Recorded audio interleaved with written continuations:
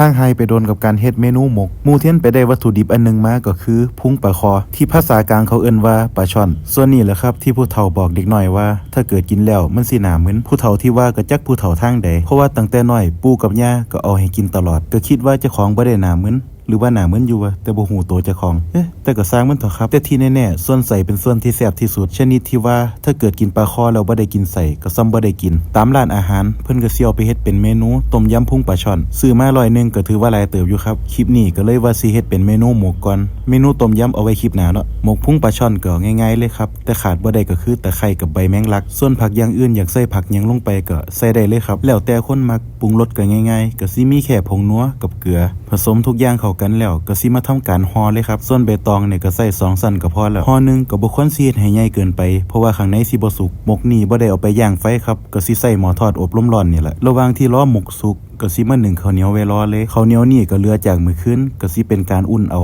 นึ่งข้าวเหนียวหมู่เท่นก็สิใส่หัวน้อยอันนี้แหละครับในการนึ่งและที่สำคัญหัวอันนี้หมู่เท่นก็ขายอยู่เด้อครับใครสนใจก็อย่าลืมจัดไปเด้อครับใส่ดีแน่นอนของที่เอามากินกับมื้อนี้ก็สิมีแจ่วบักกอกกับผักนอกแล้วก็แตงน้อยนึงตอนนี้หมกใส่ปลาคอก็สุกเป็นอันที่เรียบร้อยมาแกะเบิ่งข้างในเลยครับหมกนี่ก็ใส่เวลาหมกประมาณครึ่งชั่วโมงสุกแน่นอน 100% หายห่วงเลยมาครับกินข้าวนํกันบัดนี้เมนูนี้ก็บ่ได้กินตะโดนแล้วใส่ปลาคอก็สิเป็นใส่ปลาคอเลี้ยงล่ะครับง่ายๆถ้าเกิดว่าเป็นใส่ปลาคอธรรมชาติรับรองว่าบ่ได้กินแบบนี้แน่นอนเพราะว่ามันค่อนข้างที่สิหายากกับปริมาณส่ำนี้ไปแล้วครับขอตัวไปกินข้าวก่อนอย่าลืมกดใจน้ำเด้อ